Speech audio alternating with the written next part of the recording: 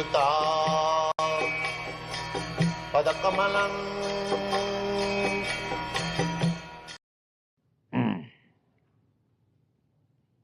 Sri Bhagavan Uvacha Asatya Nanusutastang Pragyavadangsha Bhasase Gatasuna Gatasunangcha Nanusuchanti Pandita. Bhagavan Uvacha. Bhagavan means the Supreme Being. In the English dictionary, when you consult the word God, it is stated there, the Supreme Being. What is that Supreme Being? We are all living beings. But amongst ourselves, there is comparative, superlative positions. I am here, you are here, he is there. So, you may be better than me, he may be better than you. And somebody else may be better than him. In this way, you go on searching after one better than the other, when you ultimately come to a point that nobody is better than him, that is Bhagavan. Bhaga means opulence. So, there are 6 kinds of opulences. One opulence is to become very rich. Another opulence is to become very powerful. Another opulence is to become very strong. Another opulence is to become very famous. Another opulence is to become very wise. And another opulence is to become very much renounced. So these 6 kinds of opulences, when present in the superlative degree, that is Bhagavan. This means, as it is stated in the Vedic literature, Natasya sama adhikascha dishyate. Nobody is found equal to him or greater than him. In this material world, any person you take, next moment you will find somebody equal to him and somebody greater than him. But the Vedic information is, God means who has no equal and who has no greater person than him. Actually, Bhagavad Gita was spoken by Krishna, and here it is said, Bhagavan Uvacha. The Bhagavan, the Supreme God, means Krishna. That is the statement in all Vedic literature. Ishara Parama Krishna Sachidananda Vigraha Anadi Radhi Govinda Sarva Karana Karana. Means that Ishara, controller, the supreme controller is Krishna. We are also controller. I control a few people, you control a few men, another control more men, another more men, or you can go on. But the supreme controller who controls everyone, all big controllers, that is Krishna. Therefore, when it is said Bhagavan Uvacha, that means the version which is presented herewith was spoken by the Supreme Controller. So, our process of receiving knowledge is from the Supreme Controller. Because, according to the definition already given, wise, the most wise, Krishna or Bhagavan is the most wise. Therefore, if we receive knowledge from the most wise, then there is no flaw. That is our principle, that we are receiving from Krishna, the Supreme Controller, directly. Just like when there is some misunderstanding, we take help from the law books. Because in the law book or in the law court, the decision is obligatory to both the parties. So to give knowledge, there are many, many parties, but when we receive knowledge from the Supreme, that is all inclusive. So here Krishna says, asachan annasuchastang pragyavadang suhas. Arjuna has accepted the uh, guidance of Krishna. He has said previously that the position is very perplexing, therefore I accept you as my spiritual master and you kindly give me enlightenment. This is the process. We should approach the Supreme or the representative of the Supreme, and just like the same example, when there is any controversy, we refer to the law book or to the lawyer, or we take the decision of the law court, and that is final. So here Krishna says to Arjuna that because he has accepted the leadership of Krishna, therefore Krishna is chastising him in this way. He is chastising in this way that Krishna was talking, Arjuna was talking with Krishna as friends. So friends means equal status. But he gave up that status. He took the status of a disciple. A disciple means who voluntarily agrees to be disciplined by the spiritual master. When one becomes disciple, he cannot disobey the order of the spiritual master. Shishya, this word comes from the root shas dhatu, means I accept your ruling. So previously Arjuna has accepted Shishyasti hang sadhimang prapannam. I am now surrendered to you and I agree voluntarily to accept your ruling. This is the relationship between the spiritual master and the disciple. So we have got 10 kinds of offenses in chanting the Hare Krishna mantra. So the first offense is Guru Avagya, means to disobey the orders of Guru, spiritual master. One cannot disobey the orders of Guru.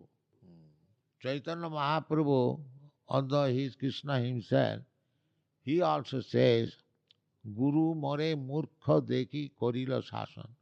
My Guru, my spiritual master saw me a fool, and therefore he has chastised me.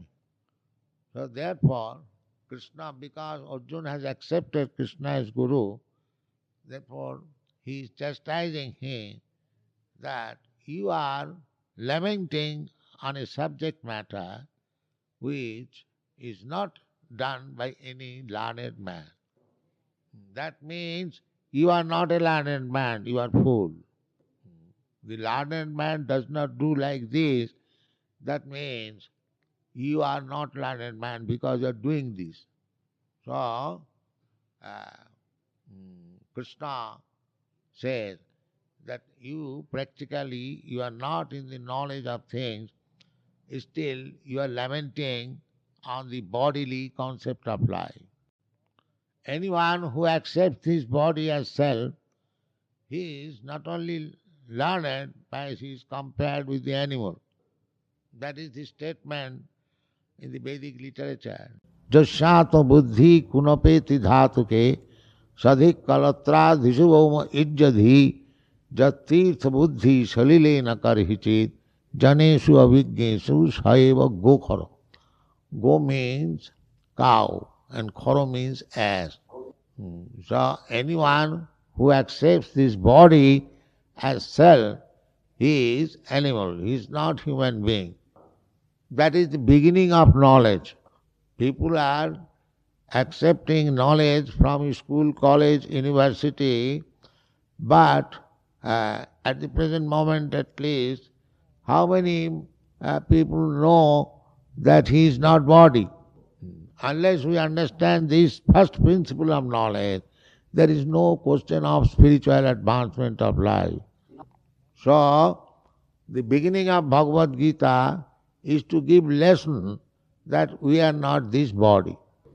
It will be later on explained that the spirit soul or the real person is within this body. Just like we are here, we are within this heart and coat, but we are not this heart and coat. So, if this heart and coat is torn, and if somebody becomes mad after it and lamenting, that is not very good sense. Therefore he is saying that asaccharanusūchastang, you are lamenting on the subject matter which is never done by any learned man. So, we shall go further on. Yes? Read part in Spanish. Then it's misguided. A ship without rudder or without captain. A ship without captain, he has not mentioned, but Bhagavat has mentioned. No, you don't bring any other question. You talk about this, which you have lectured. In this way, if you bring other question, that is not. We are discussing one verse. You can put question on this, not irrelevant question. Of course, that is not irrelevant, but not in connection with this verse. So, question means in connection with this verse.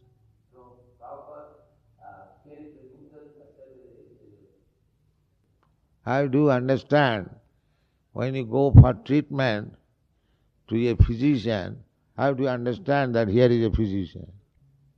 How do you understand? Tell me. Huh? Yes. Somewhere or other, you know that he is a physician. Similarly, you have to find out Guru.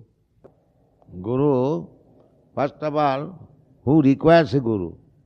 That is the question. Because Guru is not a fashion. It is said in the Srimad Bhagavatam, Tasmad Gurum Prapaddeta. On account of this, you should go to a Guru. What is that account? Tasmad Gurum Prapaddeta Jignashu Shreya Uttamam. One who is very much inquisitive to know about spiritual affair, he requires a Guru.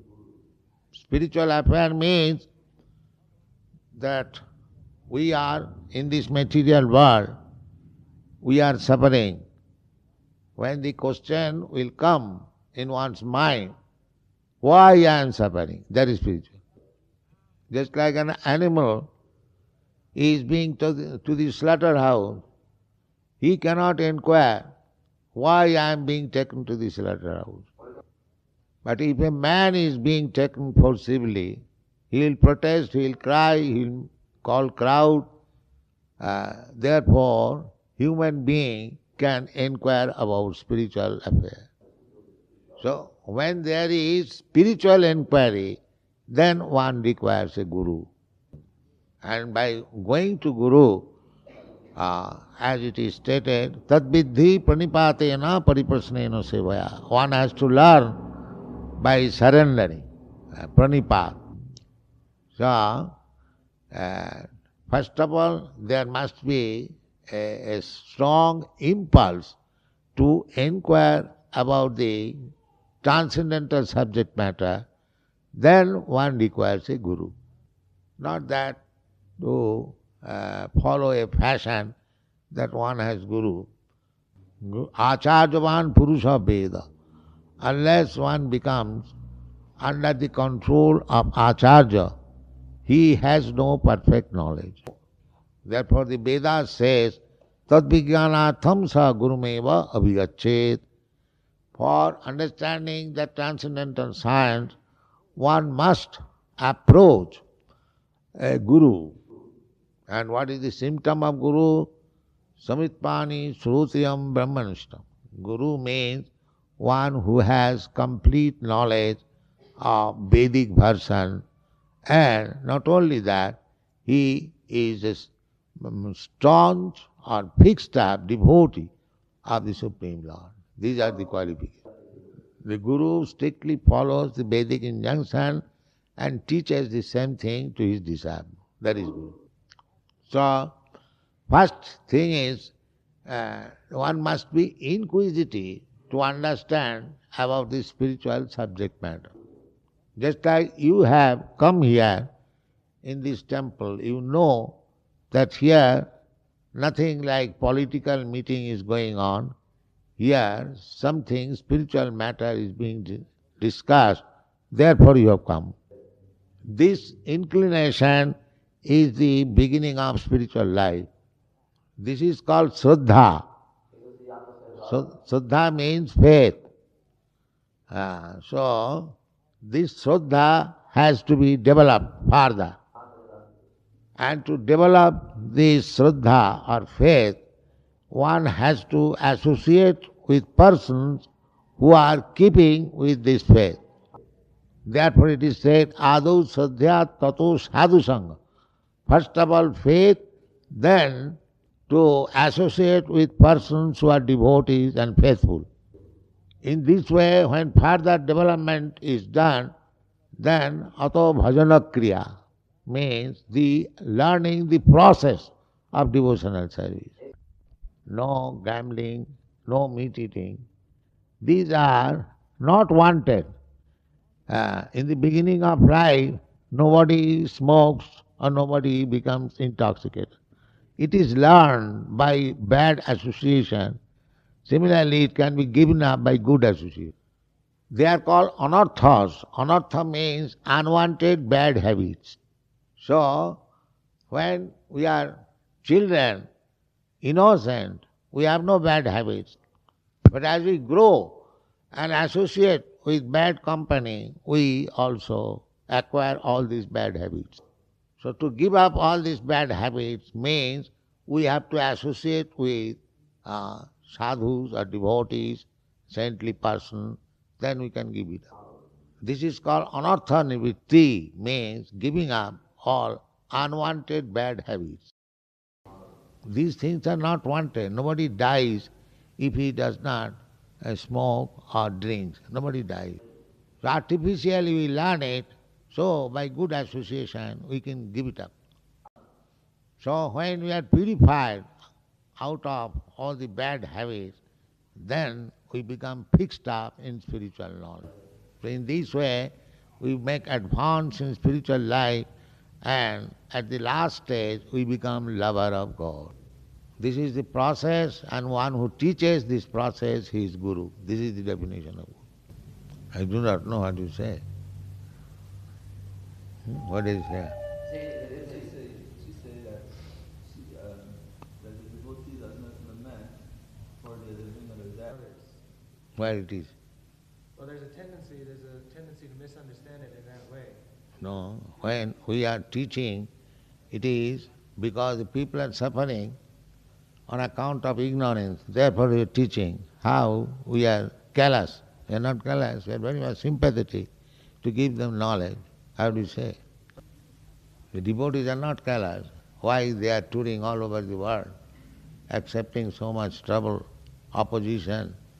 Because they are very much sympathetic with the people who are suffering out of ignorance.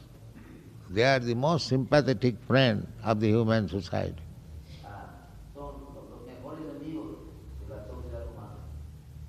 So this is not true that they are callous. Any other question? Now at this point, how do we purify ourselves? If you don't commit offense, why do you voluntarily commit offense?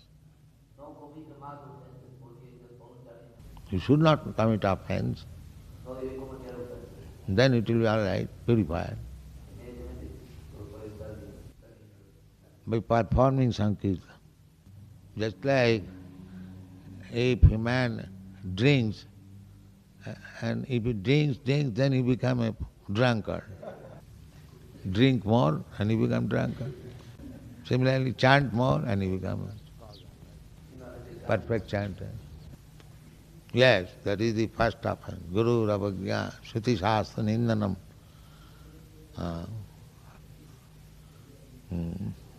Shruti Shastra Nindanam, Guru Ravagya. And if you accept Guru and again disobey him, then what is your position? You are not a gentleman.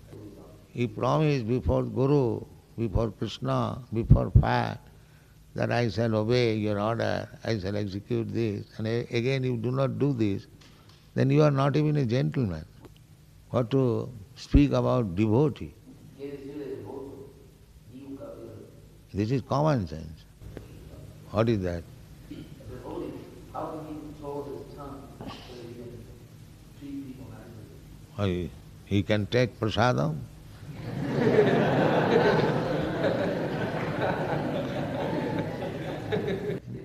Bhaktivedanta Thakur has said like that, Tar madhe jivbhavati lobho moy sudur mati, tare jeta kothina sangsare.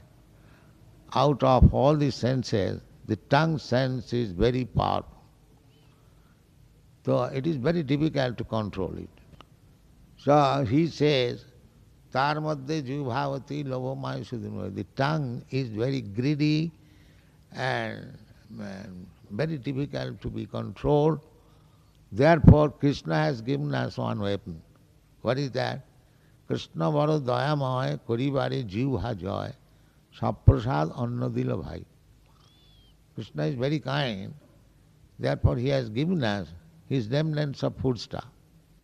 So if we make this promise that I shall not take anything which is not offered to Krishna, then your tongue will be controlled. And in the Shastra it is said that you cannot understand Krishna, Atha Sri Krishna Namadi, not only Krishna, even his name, you cannot understand with these imperfect senses.